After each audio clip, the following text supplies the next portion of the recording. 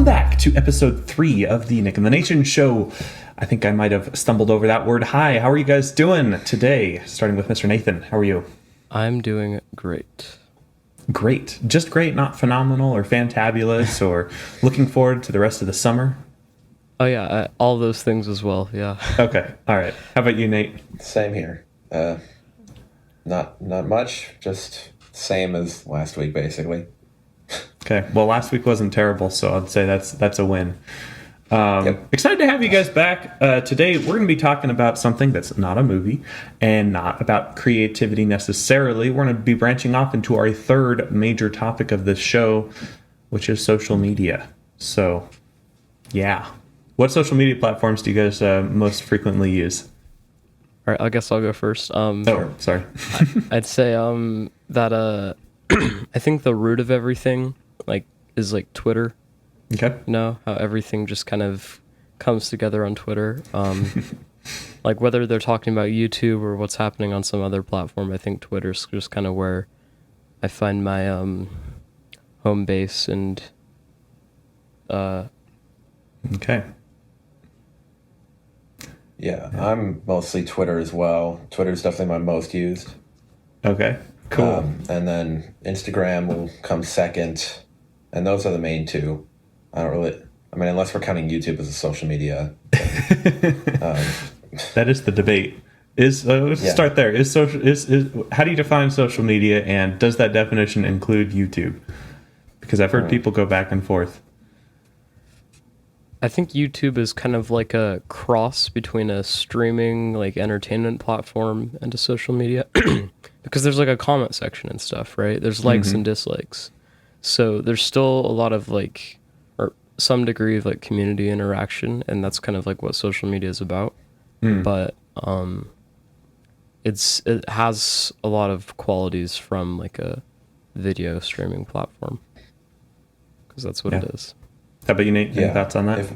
I like to stick to dictionaries, and according to Oxford Languages, social media is websites and applications that enable users to create and share content or to participate in social networking.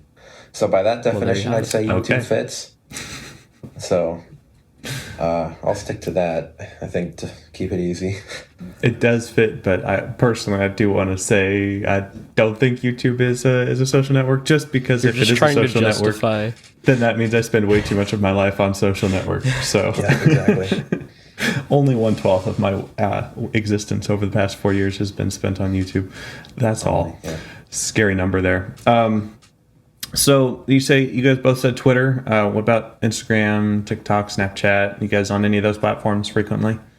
So I mainly use Instagram as a photography thing because that's where a lot of the landscape photographers live. If you've heard of Mads Peter Iverson, Doug Michaels, Spencer Welling, they're some of my favorite landscape photographers. They do some awesome stuff. And I also have a personal account that I'll use to interact with people I know IRL. Yeah. So. How about it's the same use case for me with Instagram. Go ahead, Nate. It's the same use case for me with Instagram and Snapchat.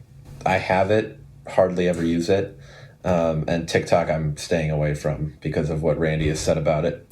Yeah, that's smart. I don't want to take those risks with the security. There are some risks. Okay, well that's good to know. Nathan, did you have any other thoughts on Snapchat or the other ones too? I just installed TikTok about an hour ago just to see. I'm very sorry. No. But wait, the iCloud, is that iCloud Plus thing? Did they roll it out to one of the older or the newest iOS 14 version? Because I had an option to hide my email when I signed up with Apple ID. I think that's Apple sign in with Apple ID. I think that was a iOS 14 feature. I almost said 2014, but that's not right. iOS 14 in 2020. Yeah, interesting. So I feel a little bit better about that with the hide my email thing. But that helps a little bit, yeah. I had a hard time getting started and finding stuff that I was interested in, but it basically just took me like looking for people that I'd known on YouTube and Instagram and Twitter to kind of to figure out what I like, because I like some weird specific subgenres of music and stuff. And if I say I like music, that's a little bit too vague for the algorithm to pick it up. So fair, very fair. Yeah, for me, I'm most active on Twitter, I guess. But then again, I feel like I'm not scrolling through it. So back up my history of social media.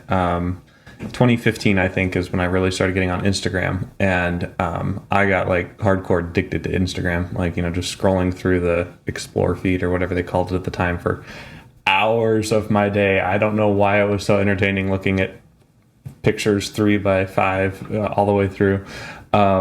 But I was definitely hardcore addicted to that. And in January 1st, 2019, I deleted Instagram. I actually deleted the account, not just the app. I was like, I'm leaving this, just so I could clear my mental headspace. And since then, I only use Instagram to post stuff and to look at what my friends have posted, not on that Explore tab.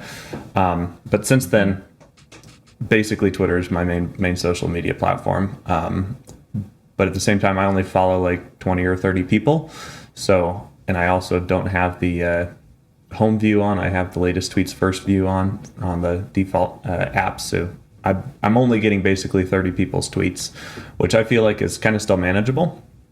And I don't feel like I'm super overwhelmed or anything on that. As far as YouTube though, since YouTube is the social media, I guess, unfortunately, Nate had to look that up for us. Yeah, I'm definitely addicted to YouTube in a way that's not cool. As far as the other ones, Snapchat, TikTok, all those other ones, I have been on Snapchat before. I try it out probably about once a year, and I have some friends who are always like, "Oh, get on TikTok or Snapchat. We'll make streaks and whatever." And then after like a few weeks of doing, you know, these daily streak things, which I just feel is a lot of pressure for me to be on a social media platform every single day, or people start getting mad at me. You know, "Oh, you killed our streak." B, it also felt very, I guess, kind of disconnected almost. Like Snapchat is all about like deleting things and being in the moment and whatever.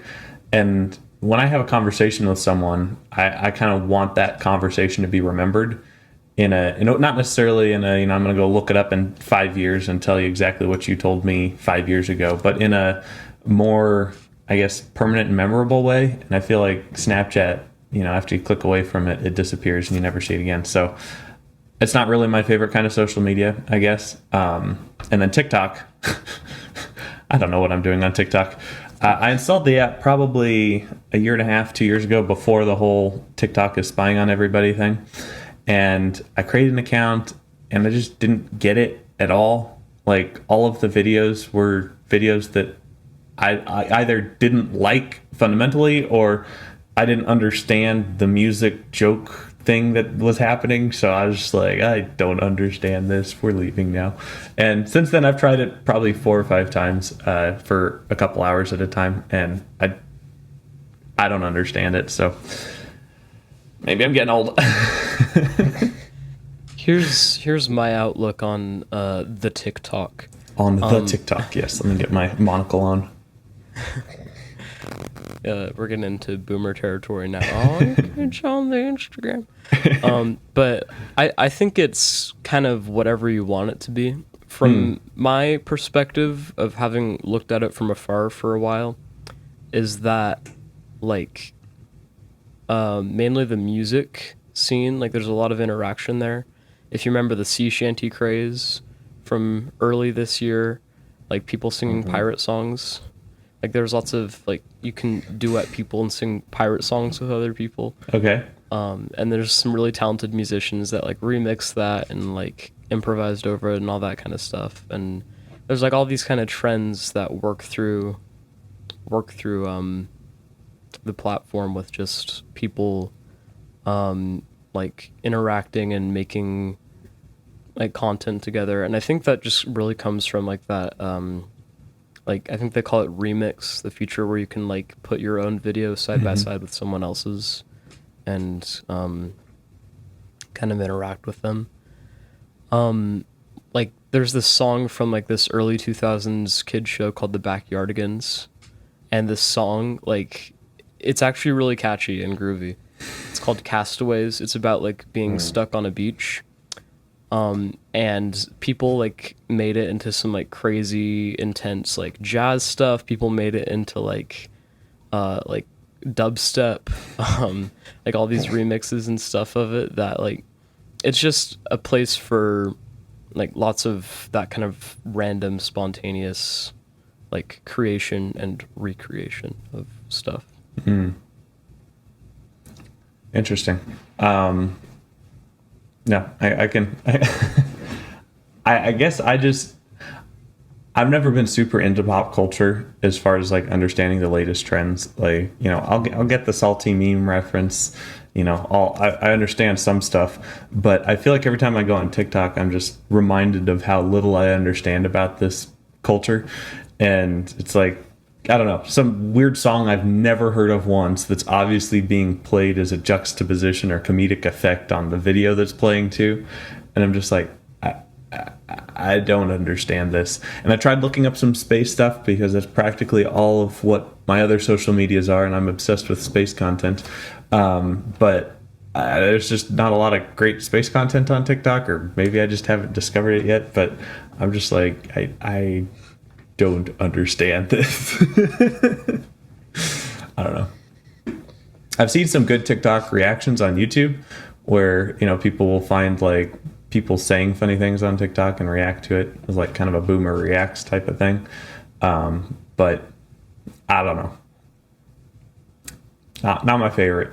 What do you think about the meme culture though? Because I think that underlying all social media platforms and what kind of unites all social medias together is the idea of a meme. Mr. Nate, could you pull up the technical definition of a meme? Because I feel like that might be helpful to know exactly what the dictionary says a meme is.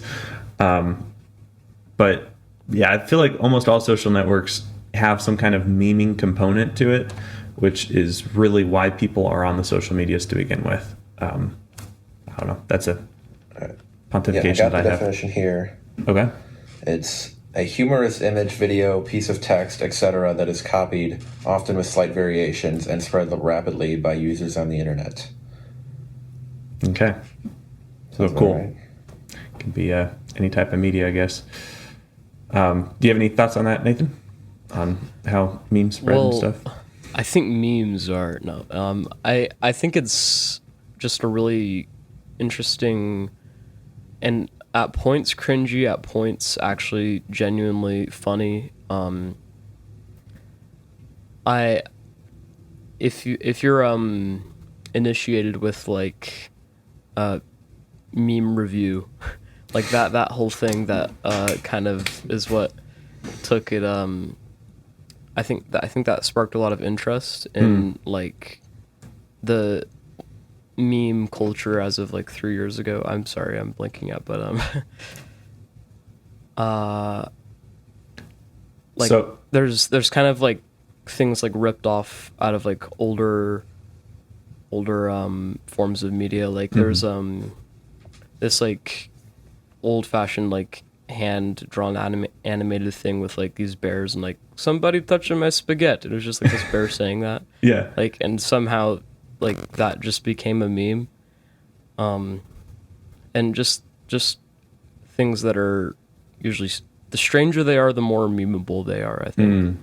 But yeah, and yeah, I would say that a meme though is all about the public's perception of it, I guess. Like if you think of like any meme ever, it's pretty much an old piece of content that has kind of gotten a life of its own almost. Like I don't know, there's so many examples, but you just think of even like TV show memes like The Office or whatever. You know, you got Michael Scott saying, "Where are the turtles?"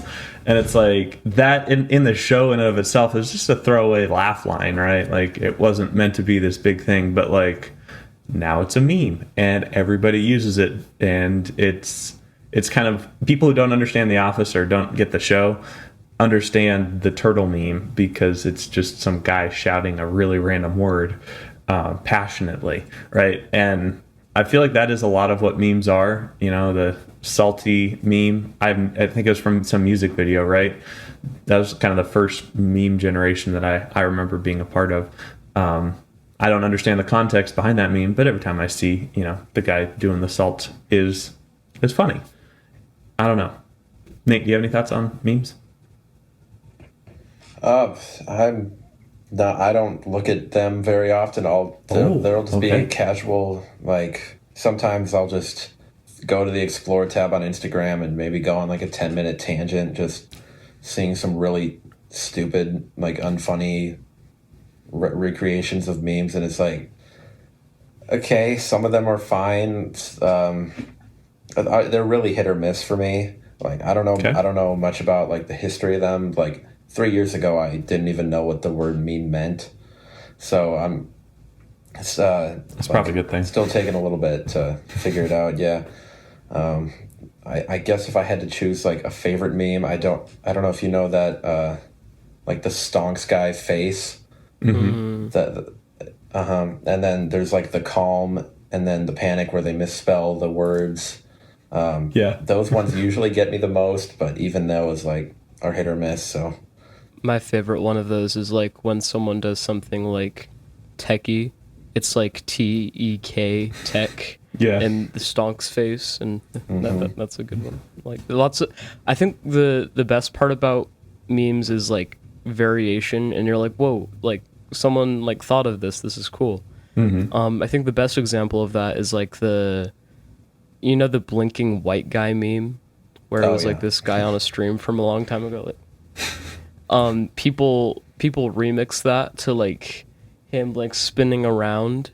And it's like spinning chairs be like, and then it's just like his face like slowly spinning around like from all the different angles.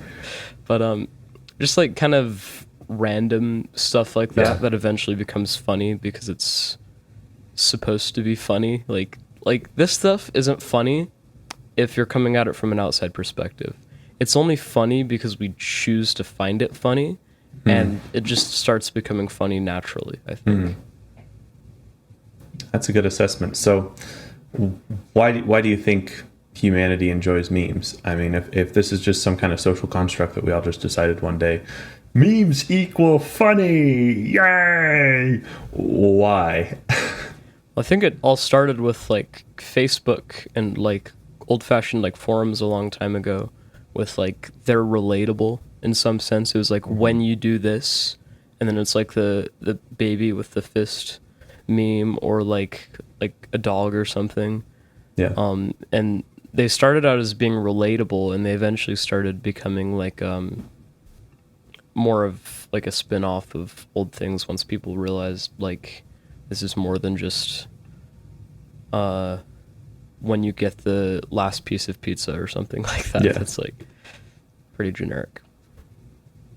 I guess you mentioned Facebook, and I realized we didn't talk about Facebook at the top there. I don't have a Facebook. I mean, I know I have an Instagram, which is owned by Facebook, but I don't use Facebook. Do either of you use Facebook? Mm-mm. I have it, but I very rarely use it. Okay. Whenever I put a new video out, I make a post about it, and that's it, basically. Okay. It's real, and maybe like the occasional Facebook Marketplace purchase that I might need to look for. Like that's basically all I use it for. Nothing else. That's fair. I see Facebook as just kind of like the platform that was cool like a while ago. A long while ago. And like it kind of goes through the different generations, like what's cool, like what's in, right? So Facebook used to be like what the younger people were using. Like it was cool to be on Facebook, and then people moved to Instagram and Twitter and all those other things. And now Facebook is just kind of like anyone over the age of 35, I'd guess, is at home there. Yep. Yeah. Which I guess makes me wonder, at what point will other social medias that we currently define as trendy or in or cool will start getting to that point? And I'd make the argument that Instagram's getting to that point. And I almost have a little theory that you can directly correlate the coolness of a social media platform with how many grandmas/moms are on the platform.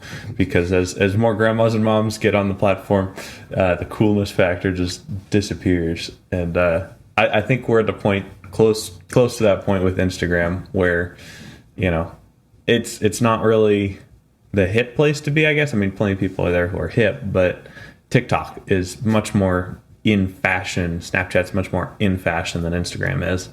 And I don't know. Instagram might be able to steal some more features from some other platform and become better, but we'll see.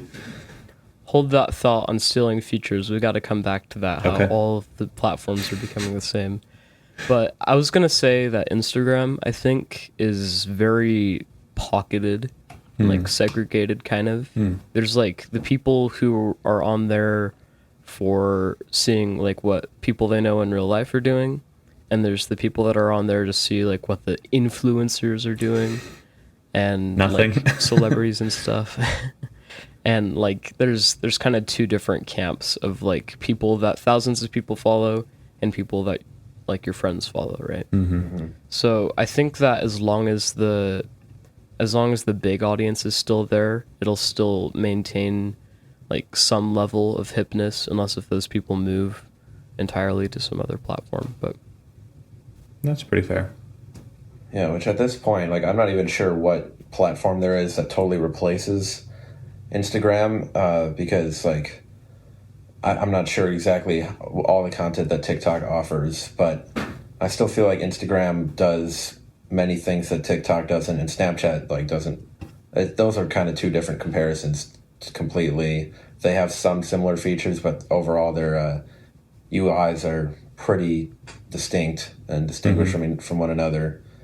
So I feel like Instagram could be staying I around think for a little bit Instagram- longer. I think Instagram, it just kind of has you can't make a post unless if there's like a photo or a video attached to it, right? Yep. Like that's kind of what it has. Like Facebook, Twitter, you can just make a text post if you want. And I think each platform kind of has its own like specialty. Yeah. Right. Like Twitter's for those like kind of spontaneous short thoughts. Like I'm gonna pull up Daniel Thrasher's Twitter real quick. Like he's a perfect example of what Twitter is supposed to be. Sorry, let me just find him. I don't know Like, he who just that has, is. Can you like, give a little all of these, context on who that is? He's a YouTuber. He does like those kind of videos where it's like a conversation with yourself, kind of like those kinds of skits and stuff. A lot of them have to do with like piano. I'm gonna scroll down. How old were you when you realized Air Bud was actually Michael Jordan in a dog costume? Like just like weird things like that. God made Arizona as a prank. Y'all weren't actually supposed to live there. Like just these short little things that are funny and like really spontaneous, like shower thoughts, I guess. Shower thoughts. Yeah, that's a good way to describe Twitter as a whole, just kind of shower thoughts. I found myself posting a good number of shower thoughts there. I'll definitely latch on to that kind of niche. Each social media has its niche, and that's at this point that's really all that's separating them, right? Twitter is the 280 characters. Instagram, it's having to have a picture. Facebook, your grandma. Snapchat, it disappears after a few seconds. TikTok, I have no idea, but I'm sure it's there. And so you kind of get these different like you go to Instagram to scroll through pictures. That's what most people do, right? Like you're not going to Instagram looking for shower thoughts necessarily. You might stumble across a meme shower thought, that's in a form of a picture or whatever. But most of the time when you're on Instagram, you're looking for pictures, visual. On Twitter, you're kind of looking for that in the moment, quick digestible pieces of information. And while all of these social medias are starting to steal from each other, have stolen from each other for 5 years, and are beginning to get to the point where even YouTube has stories and little shorts, and it's just like I don't mind it necessarily, because the more ways you can get out there, the better, I guess. But if I'm gonna if I'm gonna make a story, right? Like the other day, I went on a audio adventure and was walking around town. It didn't even enter my mind to post my story on the Twitter fleets or put it on Snapchat. Like Instagram is just like, okay, well, that's where I'll put it because that's where I normally put this stuff, right? I didn't make a YouTube story out of it because I don't even know how to do that, to be honest with you. Mm-hmm. I think the fact that they're trying to incorporate stories into everything is like, I think just showing that the people behind the platform don't understand how people actually want to use their platform. Like that's not what Twitter is for. Twitter is a little bit more anonymous. It's a little bit more news based, right? It's a little bit more about communities, not what people are doing, because honestly most people on there don't care what you're doing. Yeah. Like Instagram, it's a bit more personal, a bit more like based on like more human interactions, I'd say, rather than just talking about whatever's happening in the news. But Nate, do you have any thoughts on that? That's kind of the same thing with YouTube Shorts. I'm not sure how that's doing, like success wise, but I feel like there's a market for that that's already been established on Instagram and TikTok. And I think YouTube, like, if they were ever going to do it, they came in too late.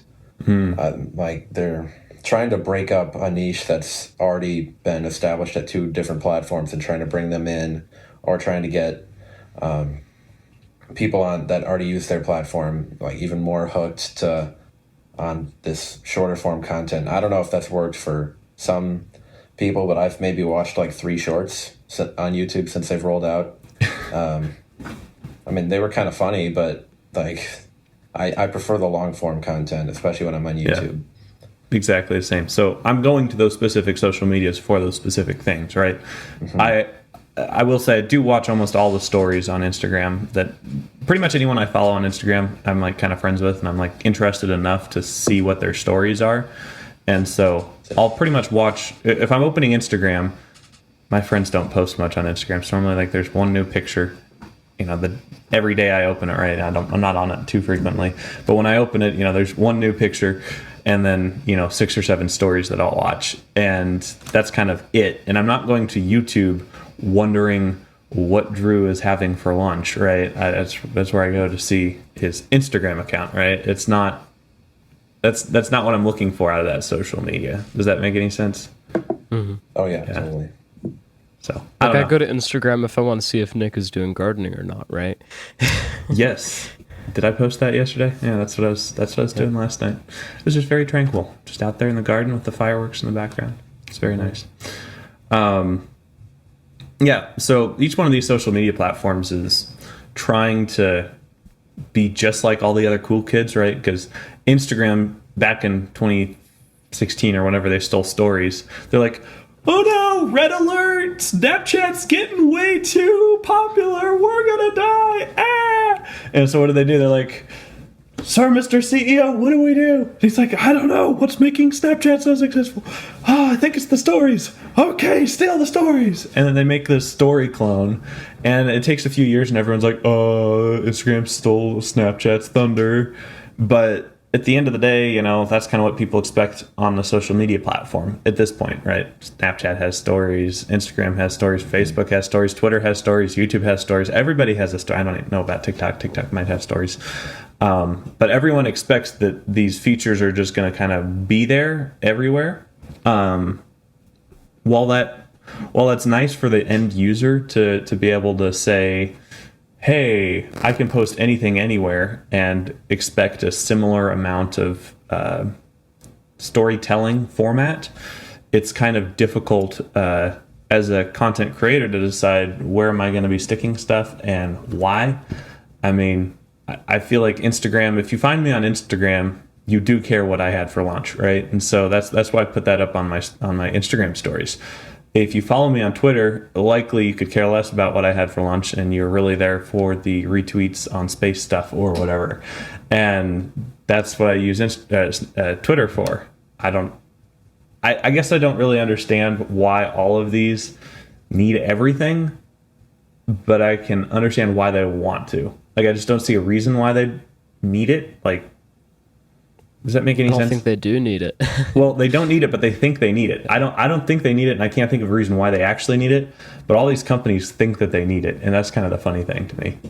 I think it's just kind of like the perception of, oh, this platform has more features, I'm going to use this platform because like it has, like, it's kind of like the it's like the opposite of the Talos of network idea. It's like putting everything in one place, hoping that people are interested in at least one or two of the things that you can bring more people into one place. Like that's kind of the philosophy behind it, I'd say. Yeah. Nate? Maybe if you have anything to add, that's fine. The idea, though, of a social media being kind of in or cool or hip is kind of an interesting postulation because, yeah, you're right. At some point in 2005, Facebook was the place to be, and then that kind of morphed into all of these other social medias. And I wonder if part of that has to do with like where stuff is happening. I know stuff is happening on Facebook, and I know there's news happening other places, but I feel like most of the stuff that happens, like let's take the life cycle of a meme. I think that Nathan and I were talking about this a week ago, 2 weeks ago. Anyway, like it all starts on Reddit, right? Memes are born on Reddit. That's a social media we haven't talked about. We should probably talk about that one. Memes were born on Reddit, and then they're shared on Twitter, and then they make it to Instagram, and then they make it to Facebook, and then Reddit makes more memes about the memes that are now on Facebook in a way that's mocking all the old people on Facebook, and then those memes make it to Twitter, and then to Instagram, and then back to Facebook, and it's just like this repeating No, I don't think they cycle. make it to Facebook again after that. Okay, I don't know. That's probably too niche. but still, these meme, there's like this life cycle, right? And you got to kind of look where it all starts, right? Like, kind of Reddit and Twitter seem to be the places that most things start, right? I don't know. Yeah, here's my thing with Reddit. I'm a really big fan of how whatever you're interested in, like you don't have to have any social interactions with like actual human skills on there. You can just completely dive into like a topic, like whether it be like photography, cooking, like I'm gonna open up my Reddit here, but it's all just a big melting pot of any possible topic you could want. And I think it gives people a sense of freedom with how anonymous it is. Like, it's not common to share your Reddit username with your friends usually. Really? Usually it's a bit more of just kind of like an escape, I'd say. Huh. I didn't know that. Yeah, I'm not super familiar with Reddit because I don't use it at all. So I just occasionally will be linked to a Reddit by some other social media platform. That's like the only time I'm going on Reddit. So I don't know. Are you, Nick? Are you on it? I am on it. I do have it. I think the last time I signed into my Reddit account was probably August of 2020, because Drew was saying that how much he was enjoying Reddit, and I was like, all right, I'll give it a shot, but it didn't stick. I wasn't really viewing it as that escapism though, so I might need to give that a try, and because I think my Reddit name is Nic Ansuini or something like that. Like it's you might want to change that. I just get a new one, but there's chances someone might recognize you. Oh no, Nick's on Reddit. Look out. Just the thing with Reddit is like it's kind of a place to forget to be nice to people, and like the comment sections like they can get pretty interesting sometimes with like but like it's just really like people aren't afraid to just say whatever they think with no filter on that platform, and that's kind of the appeal of it, but that's also kind of a drawback of it. I'd say that's almost nice though, like. Because you're right, whenever I post something on Twitter or Instagram or Snapchat or whatever, I am always thinking, what are people going to be seeing of me? And am I representing the brand that is Nic Ansuini? Am I generally a nice guy? generally I am. I don't know if I'd want to sign into Reddit just to be a meme guy. I don't think I'd get into that, but yeah, I could see why that would be an attractive kind of escape. I had an old boss who was really into Reddit. Like, he was this Reddit aficionado, and he was always trying to get me to get on it. And I was just like, I don't know, it just didn't look as engaging, I guess, just from the app, just like a bunch of threads, basically, r/whatever. And I never really got into it, but Nathan sent me a couple funny memes from some Apple subreddits, and I was like, okay, I might be able to get into this just for the memery of it, I guess, but I don't know. Do you think there's a filtering effect that happens as these memes or any kind of internet joke, doesn't have to be a meme, but the life cycle is a meme is what we were talking about, but do you think there's some kind of filtering effect that happens as the life cycle goes on? Like, I'm sure there are lots of memes on Reddit that never leave Reddit, right? Mm-hmm. There's a lot of oddly specific subreddits, like with a couple hundred people that like really weird kinds of memes.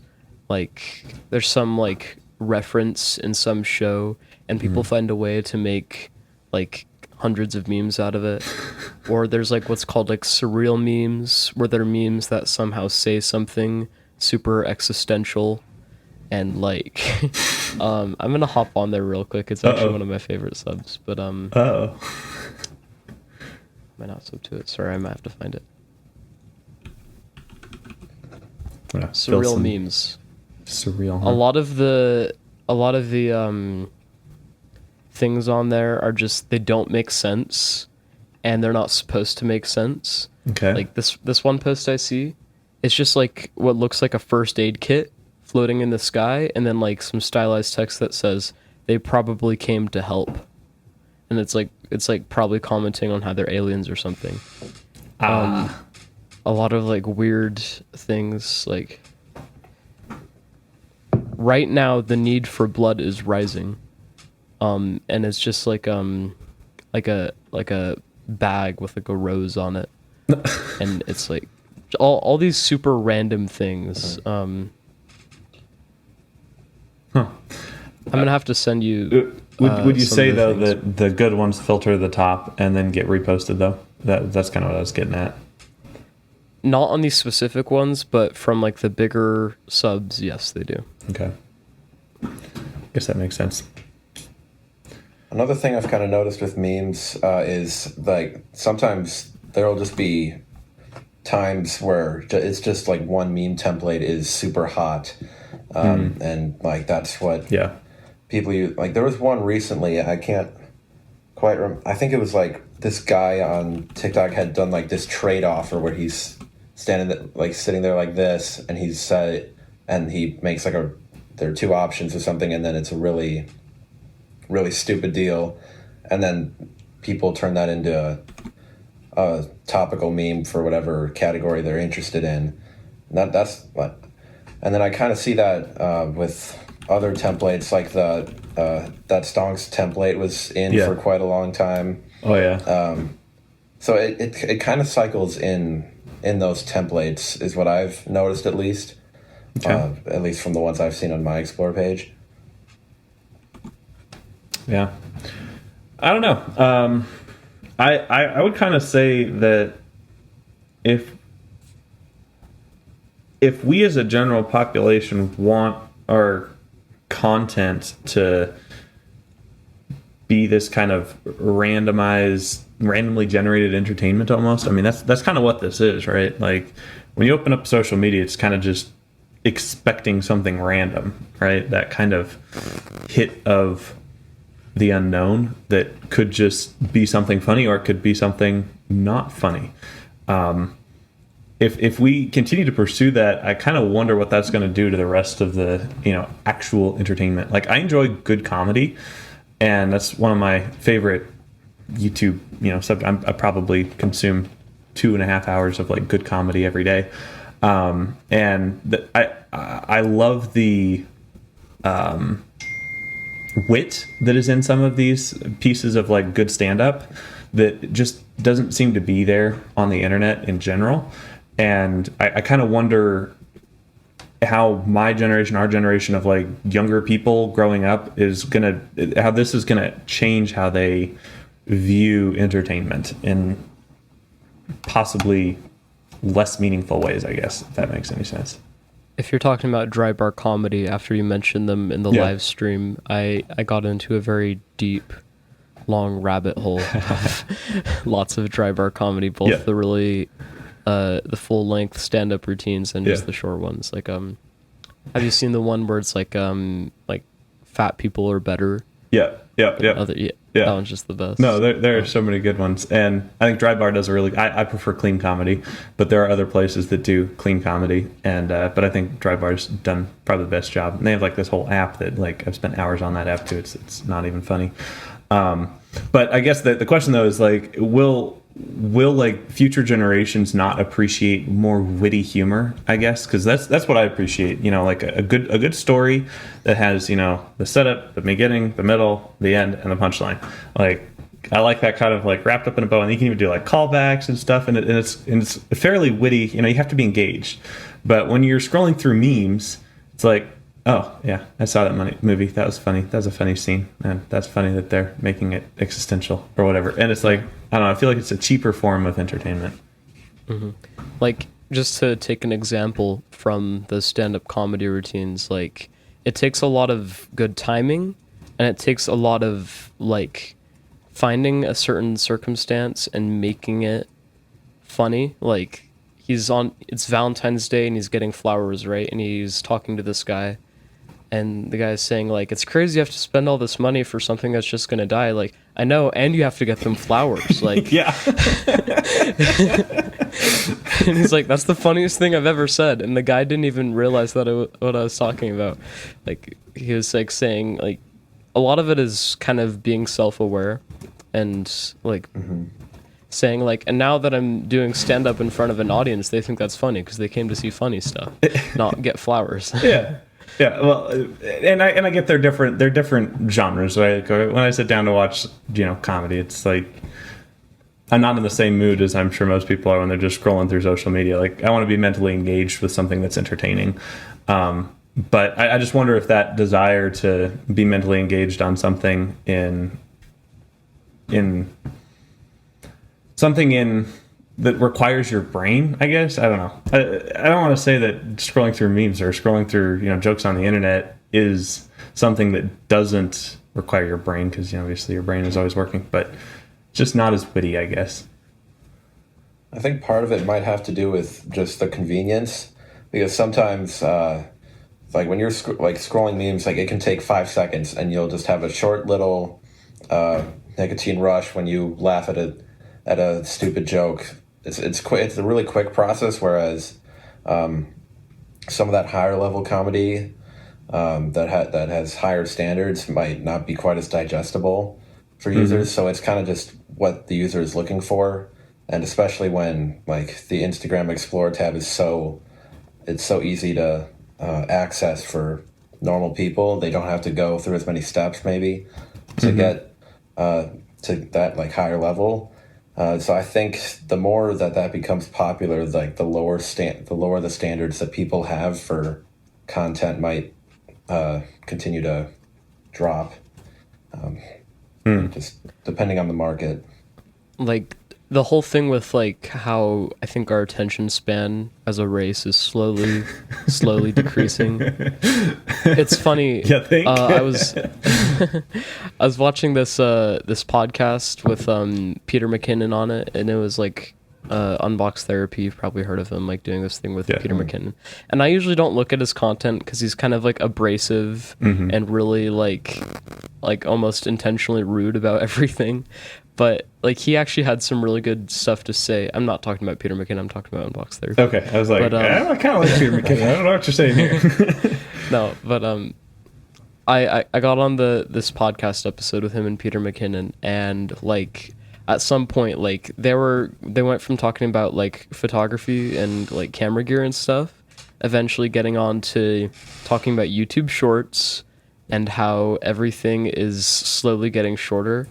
And Lou, he was saying that like he worries about like his kids and their generation of how like Does Luke have kids?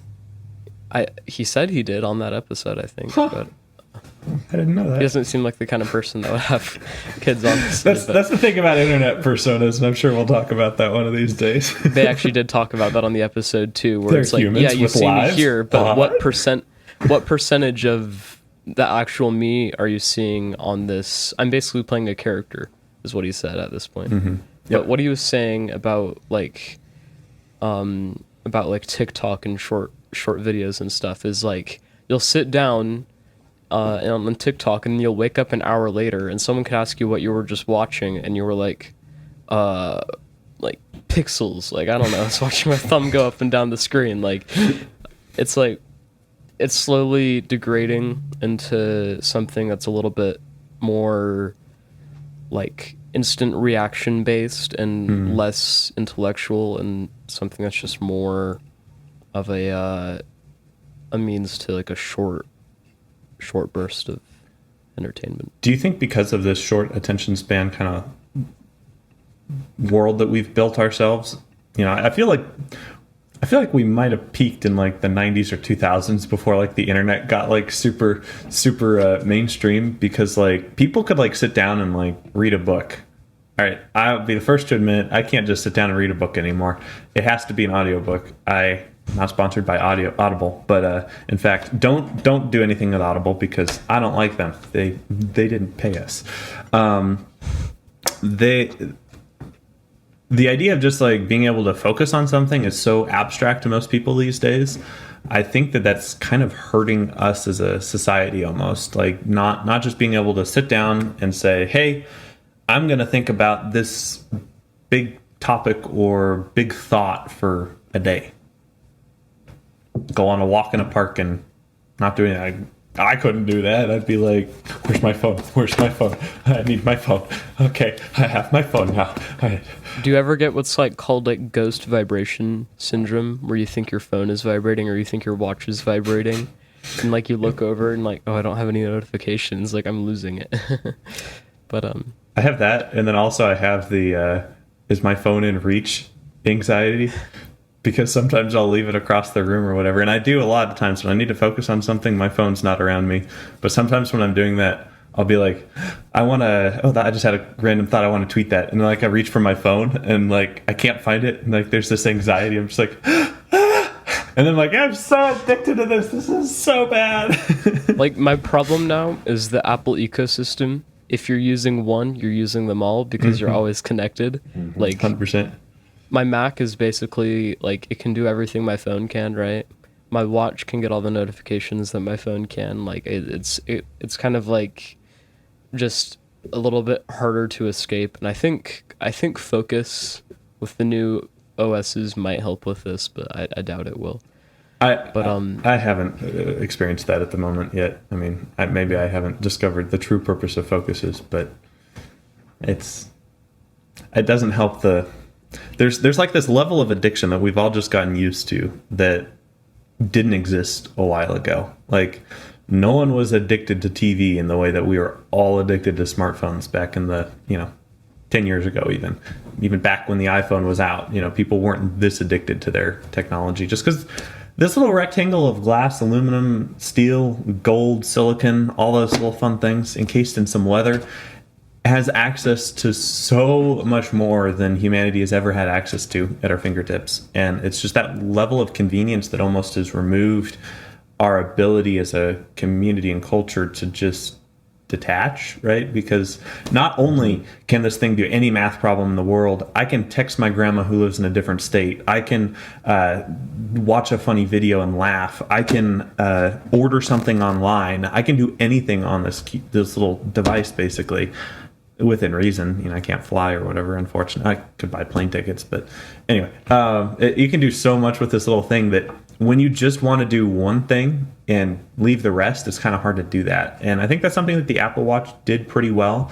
Like if you just want to go work out, the Apple Watch is perfect. You have LTE to still do the emergency communications and, important stuff.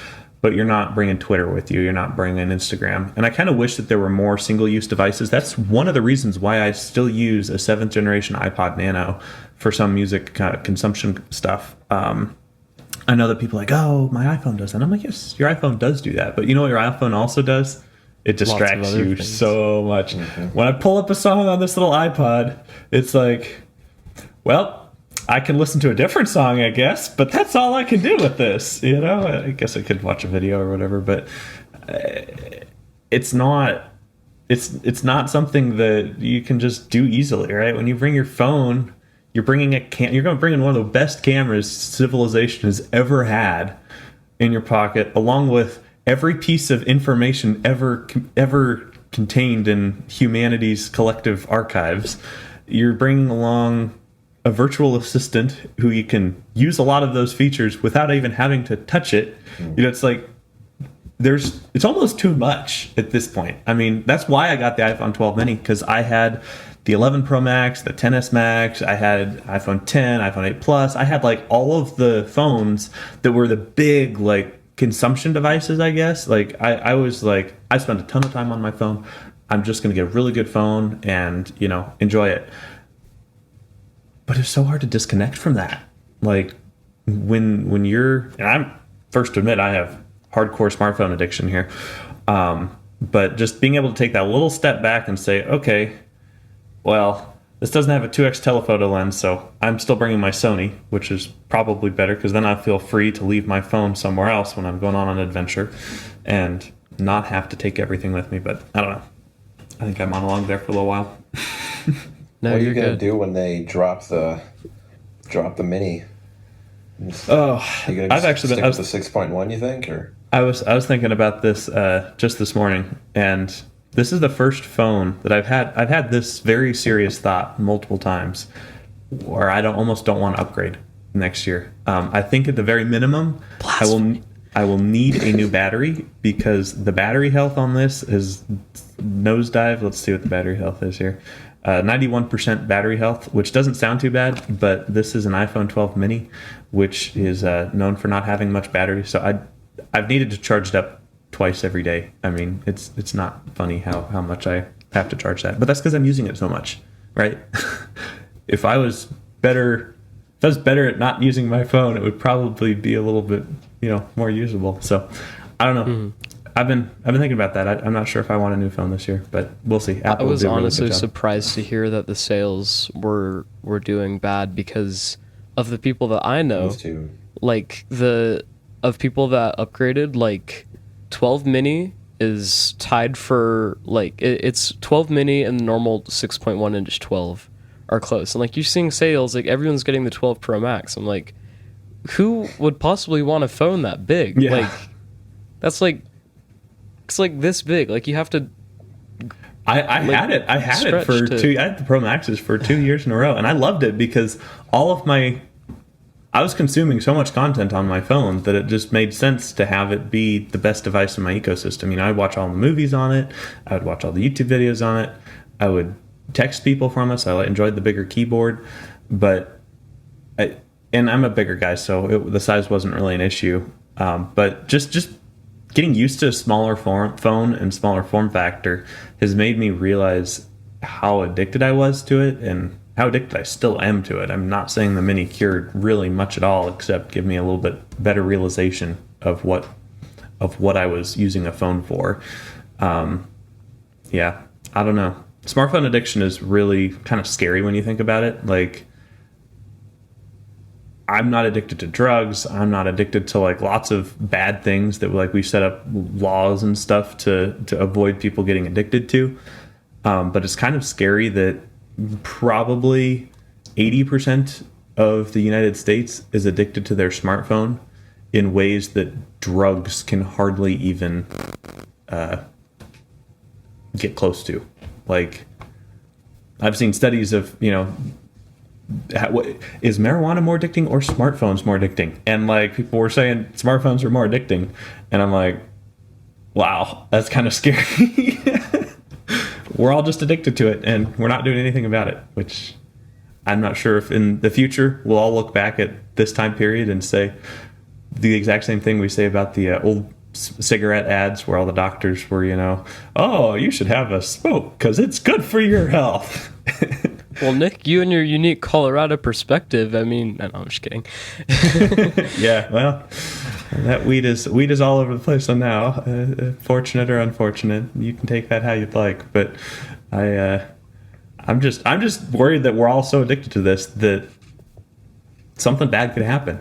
Like say smartphones stopped working one day. What would you do? Like some EMP went off or something. We'd all switch to big or iPad minis, I guess. Oh, okay. Oh, fine. if EMP went off, then that'd be a different story. But yeah, I don't know. Like, I don't know what I do. I can't navigate anymore. I don't know street names and directions. I just pull it up on my phone and have my phone take me. I can't communicate with my grandma over a letter. I don't even know how to mail a letter. It's just like all these things. I probably could figure out that last one, but it's like it's so much about who we are as a civilization is wrapped up in technology and smartphones. I don't know. Social media and too. Another thing about smartphone addiction is so many people aren't even aware of it. I think we might be in the minority of people who have some symptoms of smartphone addiction, but are aware of it and are aware of some things we can do about it. I think I wouldn't be surprised if there are a lot of people out there who would have 6 hours to 9 hours of screen time and wouldn't have an issue with it, would think it's normal. And even the next generation could get even more used to that. And thinking about that, it's almost like a downward spiral that you don't necessarily want to go thinking about, but kind of have to. I think a big part of realization is other people around you, hey, you've been sitting there on your phone for the last 3 hours. Maybe you should stop. Yeah. But that's hard to do though, because if you're listening to the show, you're probably listening on a phone. I'm talking to you guys over FaceTime. I mean, yeah. We're going to tell you to stop listening to our show after you finish the show. Make sure you listen to the ads at the end of the show. Get off your phone. And then get up. A while. Exactly. Yeah, give us 30 more minutes and then get off your phone. Get off. You can start that diet tomorrow. No need to start today. Exactly. No, 2 weeks. 2 weeks, yeah. Oh, yeah, just 2 weeks. There we go. Can pull full circle back to memes. Oh my. Well, any other thoughts on internet culture, memes, all that stuff? I kind of want to talk about one of my favorite apps for iOS. It's a Reddit client, so it's kind of like your Neptune app by Ethan Lipnick. But this is it's by this Canadian developer. I think he used to work at Apple. And his name is Christian Selig. He made this awesome Reddit client called Apollo, and it's totally free, and it has a lot of extra features and a way better interface than the stock Reddit app, which is just really outdated, in my opinion. And I think I recently purchased the one-time fee to get the pro version of it. It's a $5 one-time fee, not a subscription, to get a lot of awesome extra features on top of it. And nice. I think it's just an awesome app from a great dev, and if it's been featured on the App Store a couple times as a editor's choice, and it's had its own banner on the Today view and stuff, so it's been pretty successful. And when I was 14, was first in beta. It was the first third-party app to really add widgets. Oh, really? Huh. So it has a lot of awesome features that can really only come from an indie dev, on working on a small scale. But what's funny about it is he brought a Pro Display XDR for his development. After he's all right, if you guys tip this much over the next couple months, I'm gonna buy a Pro Display XDR. and he actually did buy nice.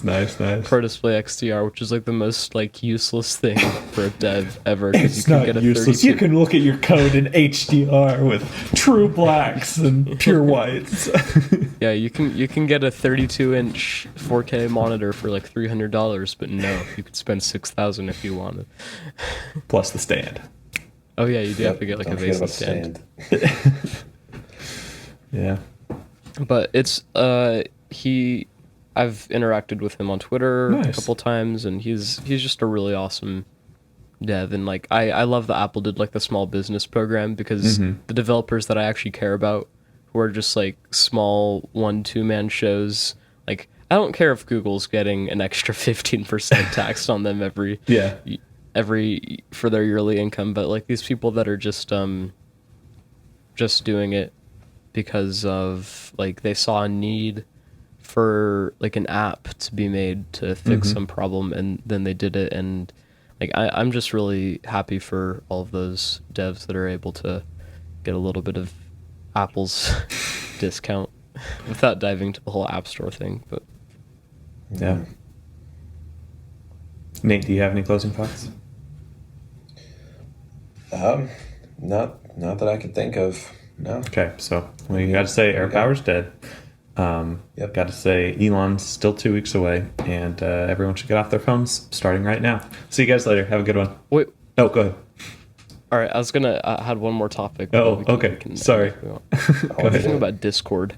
Oh, Discord. Oh, Discord. That's a can of worms that I don't know if I'm qualified to get into. I've tried it quite a few times. Obviously, Drew's pretty deep into Discord. I'm on there maybe a couple times a month on the Talos of Discord.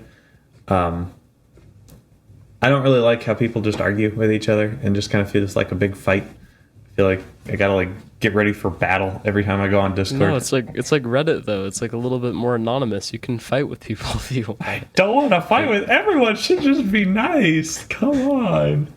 There's some civil arguments, like some respectful debates that often happen on some other.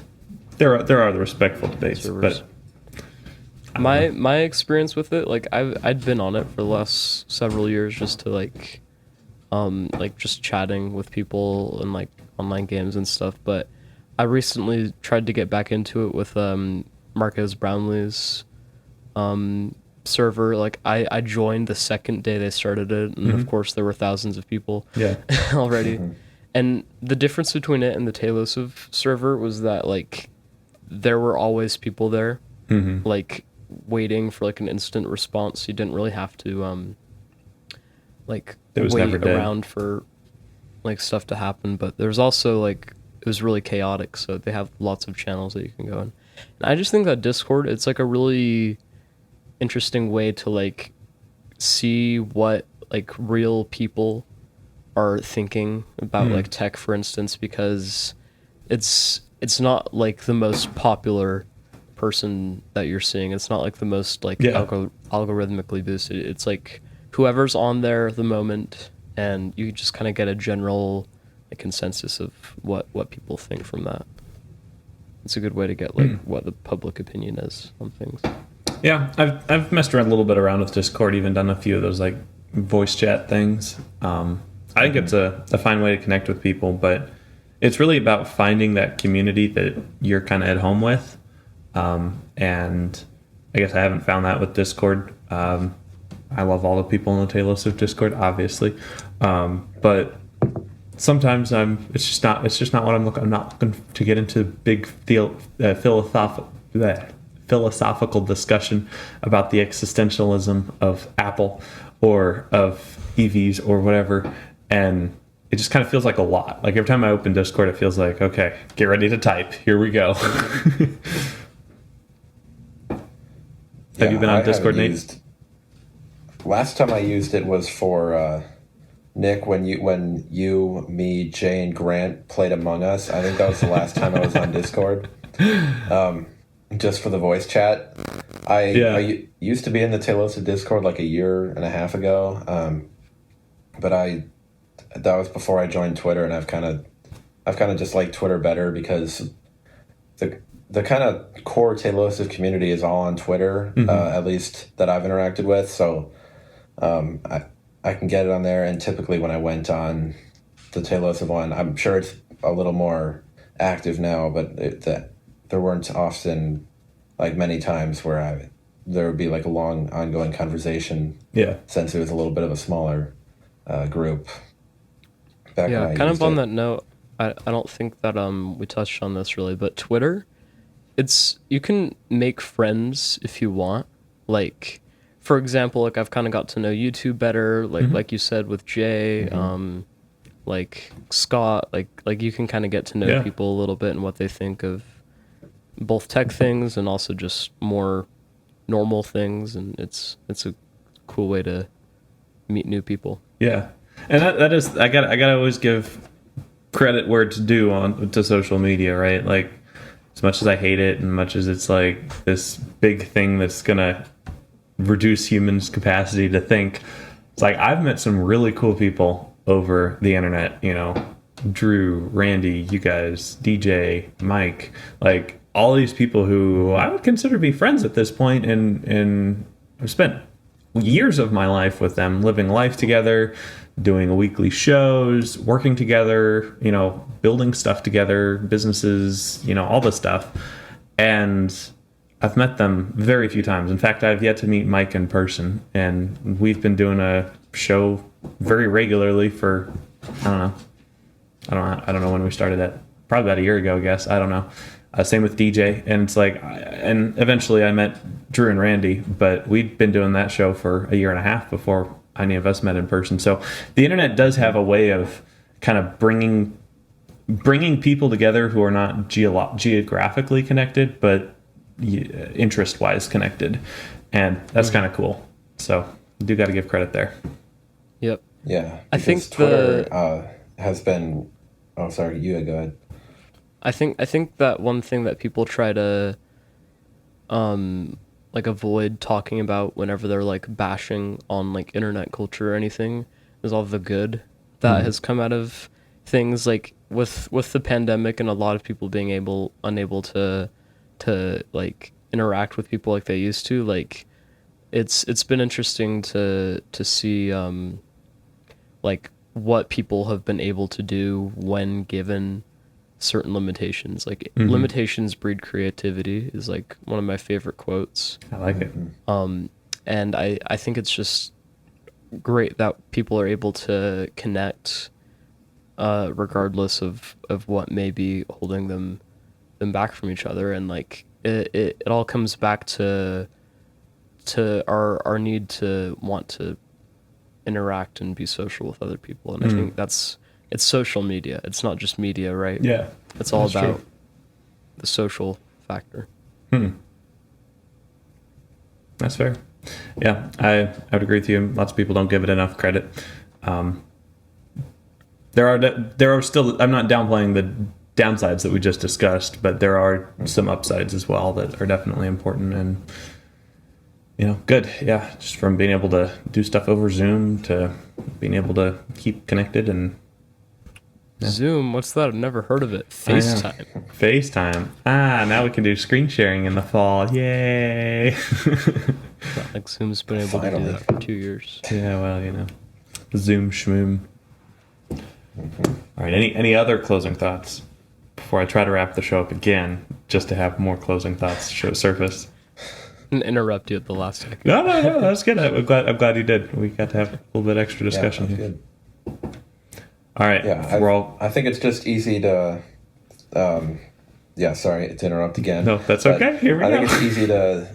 Yep. I think it's easy to say like social media is bad, but I think it all boils down to just some people are going to be bad, and Twitter. Thing with Twitter is like there are some sides or some communities on Twitter where like it's not a very good environment.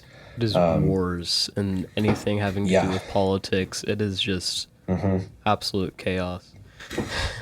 But then for certain communities, it ends up being like a great place. Like the tech community, I'd say, has had a pretty good space on Twitter. At least in my experience, it has. because that's where I've met like a lot of the people in the Taylosive network. And Yeah. like without Twitter, honestly, I don't think I'd be like, I would have met like any of those people, and I wouldn't be tuning into like weekly live streams and talking with people in chats and stuff like that. So like, while there's always going to be bad people on these platforms, like you can always make good out of it.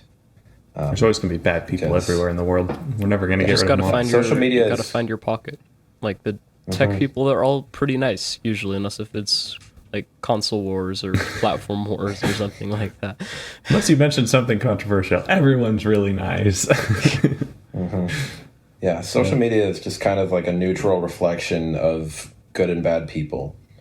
It's not necessarily the platform being bad inherently, I guess. That's fair. Yeah. All right, are we ready to close out the show now? Yes. I think maybe we Okay. All right. We got 2 thumbs up. We'll go ahead and close it out. Thanks so much for joining us, everybody. We'll catch you guys next week for a very exciting discussion about a movie that I may or may not have seen yet. So you can guess on what we'll be talking about. See you guys next time. Bye.